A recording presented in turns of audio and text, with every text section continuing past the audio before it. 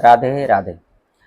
आइए, यूं तो ग्रहों के विषय में हमारी चर्चा चल रही है और इसी कड़ी में अब बारी है चंद्रमा और शुक्र की युति जिन भी व्यक्तियों की कुंडली में बनी होगी तो उनको कैसा फल मिलता है।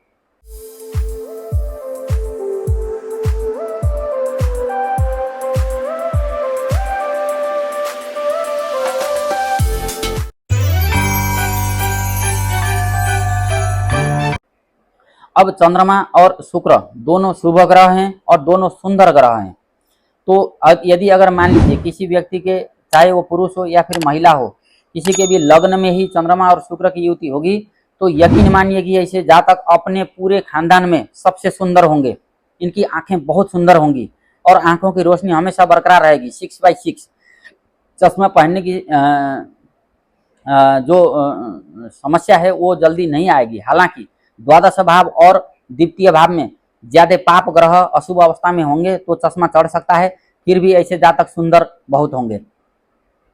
लग्न में ही चंद्रमा और शुक्र की युति को जो है दोनों जल तत्व हैं, तो इसलिए ऐसे जातक अपने समय पर या फिर इन दोनों ग्रहों की दशाओं में ऐसे जातक का शरीर स्थूल हो सकता है, मोटापा बढ़ सकता है। तो थोड़ा सा अपने सेहत का ध्यान रखना होगा। और लग्न में यह युति होने से ऐसे जातकों को जीवन में धन, मान, सम्मान, प्रेम, खास करके जीवन साथी का प्रेम अधिक मिलता है और परिवार का और अपने सहयोगी जनों का प्रेम भी समय समय पर मिलता रहता है। इसी प्रकार से अब जो चंद्रमा और शुक्र की जो युति होती है, यदि अगर द्वितीय भाव में बन रही होगी तो द्वितीय भाव में भी यह इस युति को बहुत अच्छा माना गया है। नमंगली चंद्र भृगु द्वितीय, यदि अगर किसी व्यक्ति के कुंडली में चंद्रमा और शुक्र द्वितीय भाव में होंगे और कुंडली मांगलिक होगी तो भी वह मंगल दोष ये दोनों ग्रह मिलकर के भंग कर देते हैं। तो बहुत ताकत रखने वाले ग्रह होते हैं, बहुत ही ज्यादा शुभ फल देने वाले ग्रह होते हैं। ऐसे जातक कला के द्वारा, अपनी वाणी के द्वारा जीवन में आय अर्जन कर सकते हैं। ऐसे जातक जरूर कलाकार हो सकते हैं। इनकी कल्पना शक्ति भी अधिक होती है और गीत, संगीत, नृत्य, वाद्य वायन या फिर ड्रामा, इन सब चीजों में ऐसे जातकों का रुझान, अभिरुचि ज्यादा होती है और कला के जरिए ही अपने जीवन में प्रचुर मात्रा में धन लाभ ऐसे जातक करते हैं। हालांकि अपने मॉडलिटी के लिए, फैशन के लिए भी अधिक खर्चा करना इनके स्वभाव में हो सकता है, लेकिन अपने परिवार के लिए, बंधु बांधवों के लिए हमेशा सेवा सहायता, चाहे धन के द्वारा हो या फिर निजी सहयोग के द्वारा हो या शरीरजन्य सहयोग के द्वारा हो, ऐसे जातक जरूर अपनों का सहयोग करते रहते हैं। इसी प्रकार से तीसरे भाव में यह युति बनी होगी तो निश्चित रूप से ऐसे जातक लेखक बन सकते हैं, कलाकार बन सकते हैं। कुछ साहित्यिक रचना ऐसे जातक करने वाले होते हैं। लिखने का बड़ा शौक होता है, उंगलियां जल्दी जल्दी चलते हैं और राइटिंग बहुत सुंदर होते हैं ऐसे जातकों के।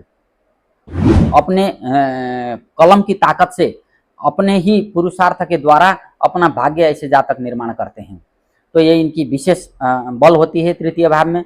और गुनगुनाने वाले होते हैं, सिंगर होते हैं और ऐसे जातक मेहनत भी करते हैं, लेकिन ऐसे जातक जो है लंबे समय तक एक फ्लो में निरंतर मेहनत नहीं कर पाते हैं। तो इनको बुद्धि विवेक के द्वारा ही अपने जीवन के कार्य अधिक ये निपटाते हैं। ज्यादा शरीरजन्य श्रम करना इनके लिए ये उचित नहीं समझते हैं। अब बात करते हैं चौथे भाव में। चौथे भाव में दोनों ग्रह बलवान होते हैं, विशेष बल प्राप्त करते हैं। तो चौथे भाव में यदि अगर यह योग बन रहा होगा तो ऐसे जातकों का जीवन बड़ा लग्जरियस होता है। संसार के तमाम तरह के सुख ऐसे जातक भोगने वाले होते हैं। इनको माता का सुख मिलता है, पत्नी का सुख मिलता है और दोनों से बराबर सुख मिलता है और किसी तरह का कोई कंप्लेंट भी नहीं आता है। कई मामलों में हम लोग देखते हैं कि माता और पत्नी के बीच में बंदा पिस जाता है, लेकिन यहाँ पर दोनों मिलकर के इस बंदे जो भी व्यक्ति होगा, जो भी स्त्री होगी, इनके जीवन में 4 चांद लगाने वाले होते हैं। इसलिए ऐसे जातकों को माता का सहयोग अधिक मिलता है, पत्नी का सहयोग मिलता है और जीवन में उन्नति प्रगति होती रहती है। सरकारी नौकरी मिलने के चांस ज्यादा रहते हैं और व्यापार व्यवसाय में भी ऐसे जातकों को बहुत अच्छा लाभ मिलता है। सोशल मीडिया स्टार बन सकते हैं, कलाकार बन सकते हैं। पंचम भाव में इस युति को भी बहुत अच्छा माना गया है। ऐसे जातकों का अधिकतर प्रेम विवाह होने की संभावना अधिक होती है। संतान बहुत सुंदर होंगे। विद्या बुद्धि पढ़ाई भी ऐसे जातकों की बहुत अच्छी होती है। हालांकि यहाँ पर जो है शुभ ग्रहों की दृष्टि और चंद्रमा और शुक्र की खुद में बल भी अधिक मिला हुआ होना चाहिए। इसी प्रकार से छठे भाव में यह युति बन रही होगी तो थोड़ा सा स्वास्थ्य का विशेष ध्यान रखें, खान पान में जरूर ध्यान दें। सर्दी जुकाम वाले बीमार ज्यादा हो सकते हैं और गुस्सा जरूर ज्यादा आएगा। हालांकि शुरू में गुस्सा नहीं आएगा, लेकिन अगर किसी को शत्रु मान लिया तो उसका नुकसान करने में भी ऐसे जातक पीछे नहीं हटते हैं। हालांकि चंद्रमा और शुक्र दोनों आपस में विरोधी ग्रह हैं। चंद्रमा कहेगा कि इसको क्षमा कर देते हैं, लेकिन शुक्र कहेगा नहीं, अब इसको नहीं छोड़ना है, क्योंकि लग्ने षष्ठ भाव शुक्रो जाता जातक को शत्रु अंता भवेत। षष्ठ भाव में यदि अगर शुक्र जाकर के बैठा होगा तो ऐसे जातक जो है अपने शत्रुओं का नाश करने वाला होता है, शत्रु के ऊपर विजय प्राप्त करने वाला होता है। एक निर्धारित समय तक शत्रु को माफ कर सकते हैं, जैसे कि भगवान श्री कृष्ण ने शिशुपाल को माफ किया था, क्योंकि कृष्ण भगवान के भी कुंडली में आप देखिए छठे भाव में शुक्र की स्थिति है। तो एक समय सीमा तक जो है शत्रु को माफ किया जा सकता है, लेकिन अगर समय चला गया तो फिर शत्रु को माफ नहीं करते। अब इसी प्रकार से सप्तम भाव में यह युति बन रही होगी तो जातक निश्चित रूप से सुंदर होंगे, पत्नी भी बहुत सुंदर होगी, आंखें सुंदर होंगी, लेकिन यहाँ पर परिवार जो वो है इसमें थोड़ा सा दोनों में मतभेद जरूर हो सकते हैं। ऐसे जातक या फिर जातिकाओं का विपरीत लिंगियों के प्रति आकर्षण अधिक रह सकता है, क्योंकि शुक्र काम का कारक है और चंद्रमा कल्पना का कारक है, मन का कारक है। तो मन में ही इस तरह के विचार उपजते हैं और वो व्यवहार में अब या फिर शारीरिक भाषाओं के द्वारा वो प्रदर्शित होते हैं, जो कि पति और पत्नी में से एक दूसरे को जो है ये चीजें हमेशा नागवार गुजरने वाले कार्य होते हैं। इसलिए इन सब चीजों से, जिनकी कुंडली में सप्तम भाव में यह युति बन रही होगी, इन सब चीजों से बचना चाहिए। अब अष्टम भाव में यह युति बन रही होगी तो ये खराब है। यहाँ पर ऐसे जातकों को शुगर या फिर डायबिटीज होने की संभावना अधिक रहती है। खान पान का विशेष ध्यान देना होगा और जल का भय जरूर हो सकता है, क्योंकि दोनों जल तत्व हैं। तो शुक्र और चंद्रमा की दशा महादशा में ऐसे जातकों को पानी से विशेष अपने आप को सावधान रखना है।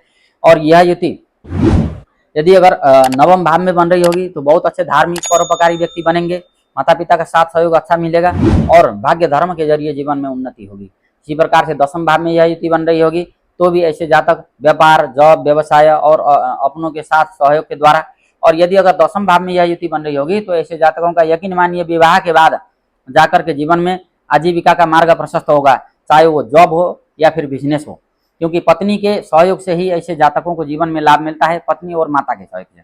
और वो आजीविका का भाव है, जीवन में वो भविष्य को तय करने वाला भाव है। धन कहाँ से आएगा, किस रीति से आएगा, किसके सहायता से आएगा, ये ग्रहों की स्थिति देख करके हम आसानी से इसका अनुमान लगा सकते हैं।